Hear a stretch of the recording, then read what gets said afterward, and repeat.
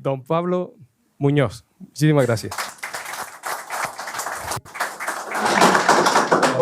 Entonces, vamos a hablar un poco de los fundamentos esenciales de la educación financiera. ¿Para qué es eso de la educación financiera? ¿O qué es la educación financiera? Porque, desgraciadamente, hasta hace muy poco tiempo pensamos que la educación financiera tiene que ver con vender cosas, ¿no? Esa típico persona que te intenta vender un fondo de inversión o un seguro o cosas de esas, ¿no? Eso no es un educador. Un educador es la persona que te intenta enseñar a ti para que tengas la capacidad de tomar decisiones en base a tu economía personal, ¿vale? Decisiones muy importantes que vamos a hablar ahora, pero quiero orientar un poco la charla a cómo aprovechar los conocimientos que Esteban ofrece, ¿no? Que es una maravilla lo que él imparte y lo que enseña. Pero sí que es verdad que deberíamos tener una pequeña base antes, ¿vale? Porque muchísimas veces, como bien decía José, nos emprendemos a hacer cosas sin tener la base cubierta. ¿Quién construiría una casa sin un plano? Te levanta la mano. ¿En serio? ¿Nadie? ¿En serio? ¿Sin un plano o sin un plano? Eres una... Sin un plano. Sin un plano. O sea, es como tener un amigo albañil y darle toda la confianza del mundo para que te construya tu casa sin un arquitecto primero, ¿no? Yo no lo haría. Yo no lo haría porque, no sé, se podría caer, a lo mejor no, pero a lo mejor sí, ¿no? Entonces, vamos a hablar de cositas, vamos a ir avanzando un poco, esto me lo salto, me gustaría más demostrarlo, que no lean ahí quién soy, eso no importa. ¿Qué es el dinero? Por favor. Voy a molestar mucho, lo aviso. ¿Qué es el dinero? ¿Qué es el dinero? Te hago una segunda pregunta. ¿Es un fin o es un medio? ¿Qué crees? Un medio para un fin. ¿Medio para qué? Para todo. Es que sin dinero no haces nada, no puedes hacer nada en la vida. Vale. Segunda pregunta. Bueno, a ver, pero Vamos a seguir porque no es una... Yo no juzgo a nadie, vamos a hacer simplemente un pequeñito debate. ¿Crees que da la felicidad? Intentaré ir preguntando a quien... Yo creo que te quita problemas o preocupaciones. Te quita problemas. No la felicidad. ¿Tú qué crees? ¿Te da felicidad? Yo creo que más bien te quita felicidad. ¿Sí? Sí. Bueno, vamos a un poquito de datos, ¿no? Bueno, esto es lo que vamos a hablar, simplemente estas cositas. Ya esto vamos a hablar de objetivos, de cómo iniciarse en esto de la educación financiera, cómo ahorrar costes, por qué pensar en esa jubilación o en prejubilación, porque gracias a los conocimientos de Esteban, si se hacen las cosas bien, a lo mejor te puedes hasta prejubilar. Cómo proteger ingresos y patrimonio y cómo invertir según objetivos. Pero en base a si el dinero da la felicidad, me agarro de datos. Yo intento no ser juez ni ser la verdad absoluta. Aquí hay un psicólogo que dice que el dinero se importa no porque te dé la felicidad, porque el dinero en sí, yo tengo un dinero aquí, mucho dinero, y ahí está. Eso no es nada, no sirve para nada. ¿Y no sabe qué hacer con él?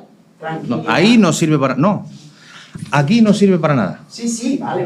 Ahora. Sí, déjalo ahí, ya verás. Bueno, Sí, en mi casa no sirve para nada. Lo pongo yo. Ahora, ¿para qué sirve el dinero? Salud, tiempo, descanso, espacio, para decidir cómo quieres vivir. A mí me hace muchísima gracia cuando la gente te dice que el dinero no te da la felicidad. Y es verdad. Pero yo lo pude comprobar con un antiguo jefe que yo tenía hace mucho tiempo, que a su hermano le detectaron una enfermedad muy peligrosa y al día siguiente estaba en Pamplona, en la clínica especializada contra el cáncer. Una semana más tarde, el hermano estaba sin nada. Para eso sirve el dinero, por ejemplo, ¿no? Entonces, el dinero es bueno, es como el cuchillo, ¿no? Si tú le das el cuchillo a David Muñoz, espérate maravilla. Si se lo das a Pablo Escobar, cuidado, ¿no? Entonces, pero el problema no es el cuchillo. El problema no es el cuchillo. El problema no es el dinero, ¿vale? El problema es lo que hacemos con el dinero o para qué lo queremos, o qué fin queremos tener con él. Objetivos. Como bien decía José antes, en una de sus diapositivas hablaba de la planificación. Hay una frase que es maravillosa que dice que nadie planifica fracasar. Ahora, sí que es verdad que la gente fracasa por no planificar, porque si no planificamos las cosas, si no tenemos un plan, un objetivo claro, no sirve prácticamente ningún plan que nos marquemos, ¿no? El por qué El por qué es lo más importante. Imagínate que nos vamos de viaje, que a mi mujer y a mí nos encanta, con mis hijas. Imagínate que un día te vas de viaje con tu pareja, con tu hermano, da igual. Llegas al destino, alquilas un coche. Te montas en el coche. Miras para tu mujer, ¿dónde vamos? No sé. Mira a ver tú, ¿dónde vamos? Pues yo tampoco sé. Bueno, pues arranca. Bueno, arranco. ¿Qué va a pasar?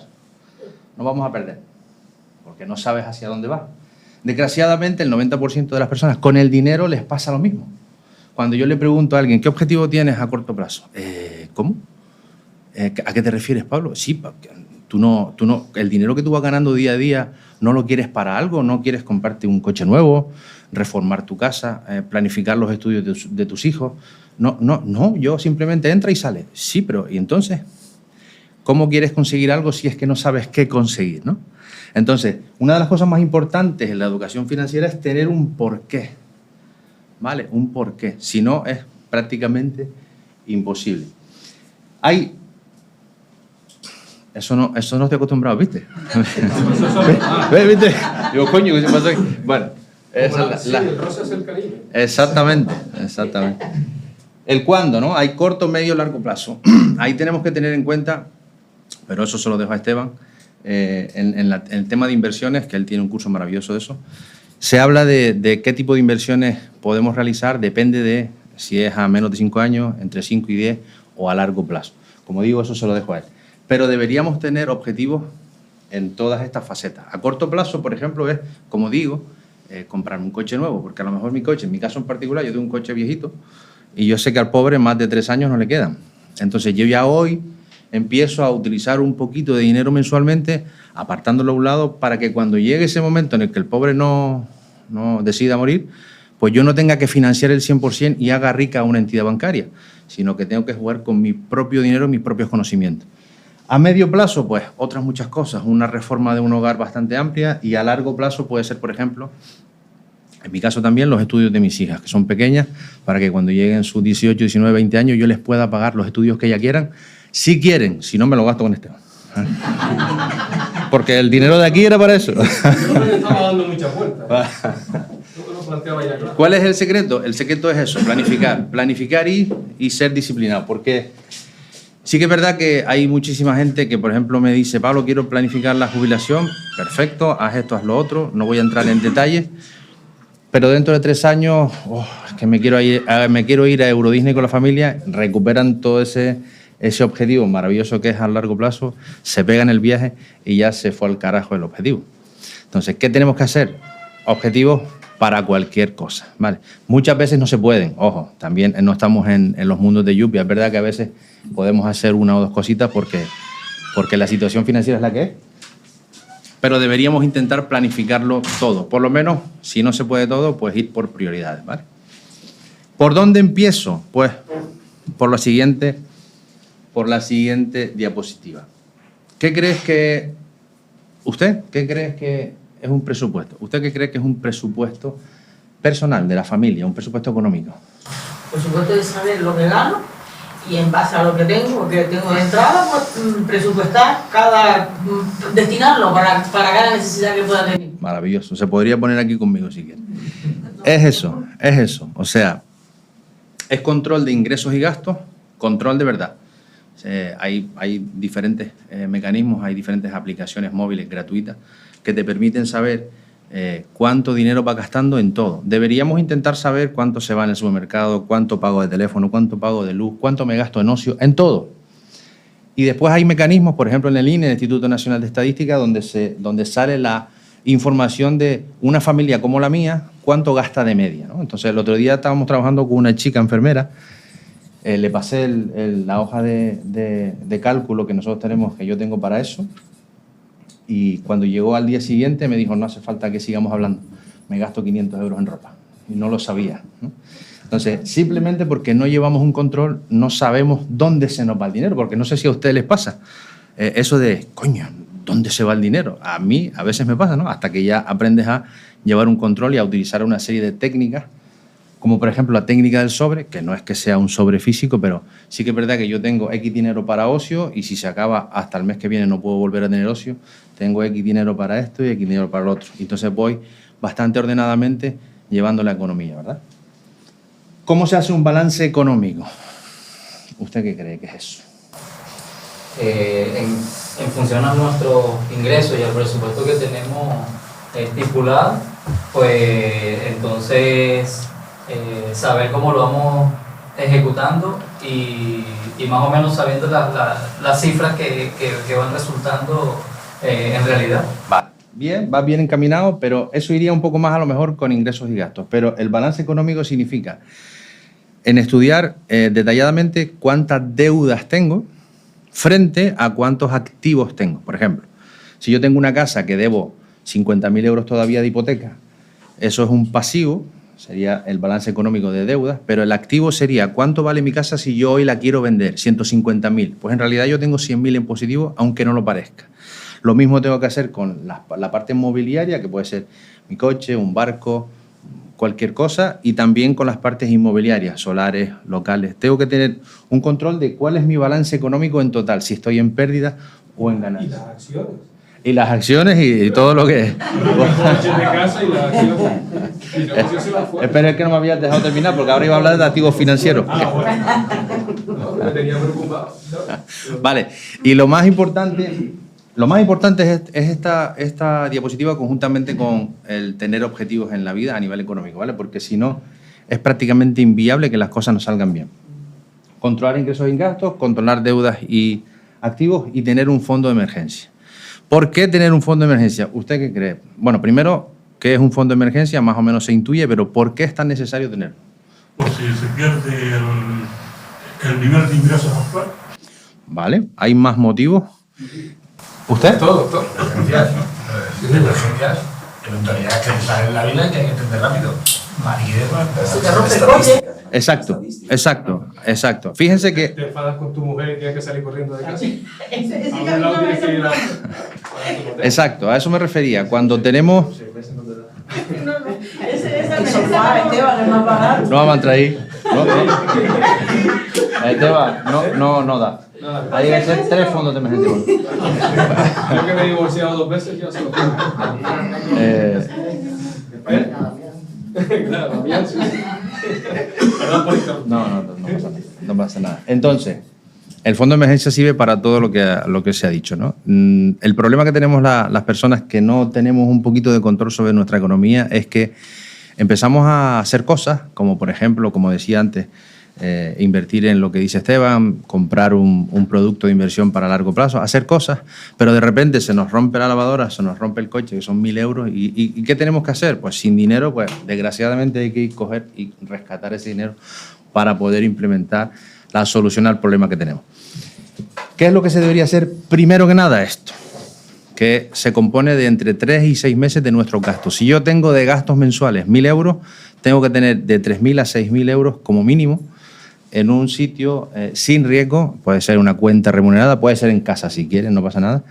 Y eso es lo que va a evitar que yo utilice tarjetas de crédito, préstamos abusivos y tonterías de esas para poder arreglar una lavadora. Ir al Corte Inglés a sacar, sí, que parece que no, pero José me conoce, yo soy una ratita de ahorrar por todos sitios.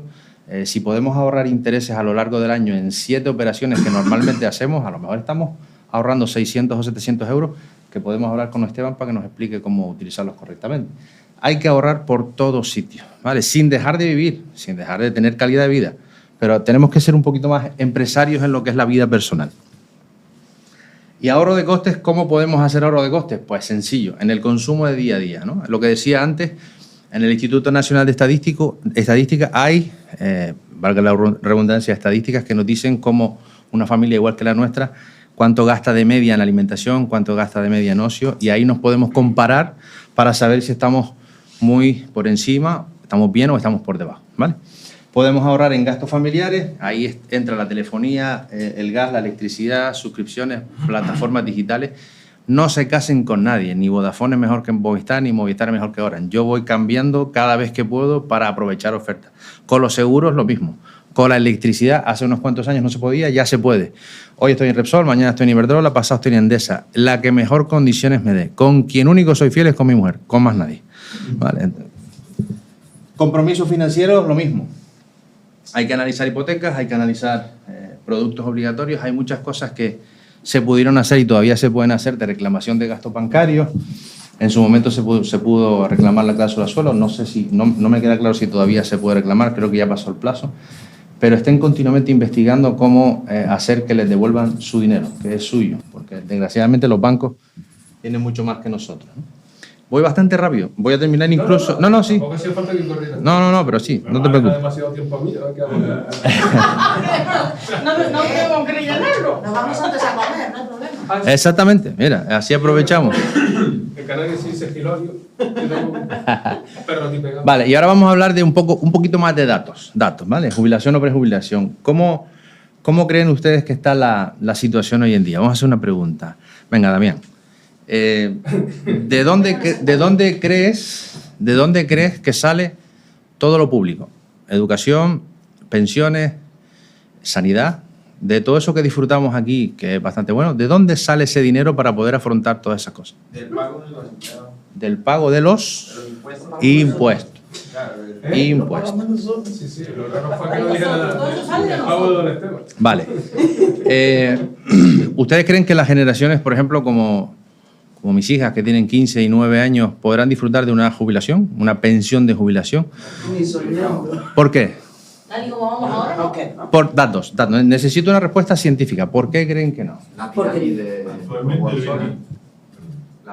proporcional que justamente esa población activa que te está invirtiendo esa pirámide. Vale. Bien. No hay natalidad tampoco. Bien. Vamos dando todas las respuestas correctas. Bien, seguimos.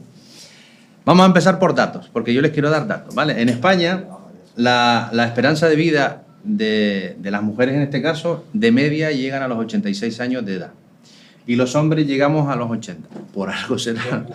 ¿No? Por lo de los 3 fondos de emergencia de antes. Normal. Entonces, esta es la esperanza de vida en España, ¿vale? Fíjense que la edad de jubilación hoy irá subiendo seguro, son 67 años. De 67 a casi 87 todavía hay 20 años más de vida cobrando una prestación, ¿vale? Seguimos con más datos. España es el país número 10 en peor natalidad del mundo. Somos los décimos que menos niños se traen en el mundo. O sea, antiguamente mi abuela tuvo 15 hijos y eso era una pasada antes. Yo no sé, no había televisión. Pero hoy máximo se trae un hijo, máximo 2, ¿vale? Y muchísimas parejas ya ni siquiera quieren tener hijos. Esos son 2 datos muy relevantes. Tú dijiste esto, la natalidad muy baja y la pirámide poblacional muy alta, ¿vale? Hay más cosas. No sé si esto lo saben, pero en España hay una deuda pública enorme, ¿vale? Enorme. Y un niño cuando nace, tiene 35.000 euros de deuda. No es real, no la tiene el niño, pero para que me entiendan, si dividimos la deuda nacional por persona, da 35. Y si la hacemos por contribuyentes, pues 81 cada uno de nosotros, que todos los que estamos aquí, los niños no pagan, ¿no? Entonces, fíjense que sumando la natalidad, que es horrible, sumándolo al envejecimiento, que somos uno de los países que creo que somos los terceros del mundo, en Japón, Suiza y después España, donde más viejos somos, y con la deuda que el señor Pedro Sánchez nos ha provocado con todos los demás anteriores, yo no paso de política, nos lleva a una situación en la que yo considero que podemos tener problemas, no sé cuáles. No sé si será la prestación de jubilación, no sé si nos quitarán la sanidad, como en otros grandes países, como por ejemplo en Estados Unidos.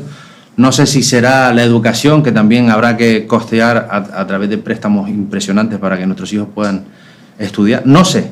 Ahora, si permitimos que el Estado nos garantice esto, mal vamos. Entonces, yo siempre recomiendo que a nivel privado nosotros empecemos a pensar en todo esto, porque yo lo tengo clarísimo que mis hijas no van a sustentarse gracias al gobierno. A no ser que cambien mucho las cosas. Ojo, también puede pasar que, como en países nórdicos, se nos obligue a una parte del sueldo destinarlas a un producto de ahorro para la jubilación. Si eso pase, maravilloso, pero yo me baso en cómo estamos hoy, ¿no? Y por último, vamos a hablar de, tenemos objetivos, tenemos un presupuesto, controlamos ingresos, controlamos gastos, más o menos vamos bien, ya sé lo que tengo que gastar en cada partida de mi economía, estoy preparando la jubilación, pero me pasa algo grave como puede ser una invalidez absoluta y no puedo trabajar más. ¿Qué pasaría ahí? ¿Cómo podría seguir manteniendo mi nivel de vida? Complicado, ¿no? ¿Por qué? Porque cuando a nivel de protección, vamos a obviar esta palabra, no voy a tocar la pantalla porque si no se me mueve. Mira, se puso un punto rojo ahí, no sé. Sí, sí. Normalmente cuando nos hablan de protección, para que entiendan esto, hablo de seguros, ¿vale? Siempre aseguramos nosotros, porque ahí tienen que entender bien a las entidades bancarias. Nosotros sacamos un préstamo, una hipoteca, y nos obligan casi, porque no es obligatorio por ley, a hacer un préstamo de amortización de capital. ¿A quién estamos protegiendo ahí? A nosotros. Se protege el banco de cobrar su dinero, ¿vale? Porque tú lo que haces es eliminar la deuda, pero realmente, si yo tengo una hipoteca y esto es la garantía hipotecaria, si a mí algún día me voy, tú te quedas con la casa y Santas Pascuas, ¿no?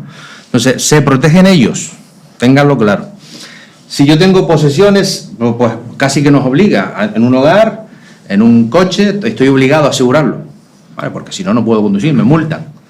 Ahora, ¿cómo protejo yo si yo mañana falto y los ingresos que yo traigo a casa desaparecen? ¿Cómo protejo eso? ¿Cómo protejo a mi familia, a mis hijas, para que puedan seguir manteniendo un nivel de vida?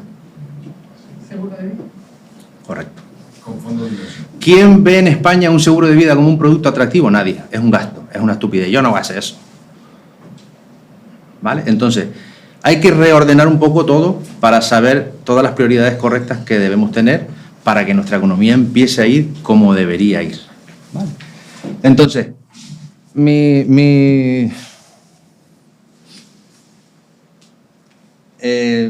ponencia prácticamente termina aquí porque la última parte iba de inversiones, de las estrategias, herramientas, vehículos para poder invertir. No voy a hablar de ello, simplemente voy a hablar de que hay un primer paso, que es que debemos conocer el objetivo para saber qué herramienta utilizamos. Nunca nos fiemos de las entidades bancarias. Yo no tengo nada contra ellas, ¿vale? Pero las entidades bancarias trabajan por objetivos de venta muy fuertes y casi siempre intentan venderte lo que ellos tienen como objetivo, no lo que tú necesitas. Entonces, debo saber si lo que yo quiero conseguir es a corto, medio o largo plazo para saber qué elijo. Jamás en la vida se podría utilizar un producto en renta variable, algo muy agresivo, para 2 añitos. A no ser que tengas muchísimo conocimiento y sepas operar en el día a día. Si no, y derivas a una entidad gestora, puedes correr muchísimos riesgos. Tampoco utilizaría algo a largo plazo para mi jubilación, una cuenta remunerada que me da un 1,5%, porque no le voy a ganar nunca dinero. Entonces tenemos que tener muy claro cuál es nuestro objetivo. Segundo, o bien podemos estar formados o bien no.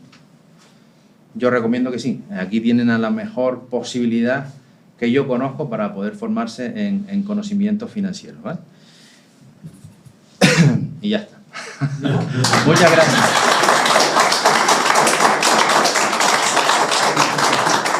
Muchísimas gracias.